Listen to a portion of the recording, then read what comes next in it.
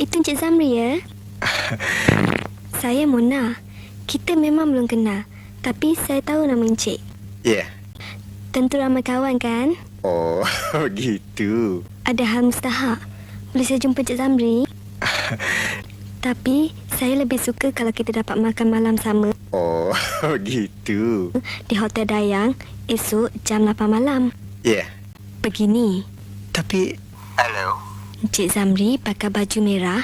Tapi... Seluar putih dan kasut putih.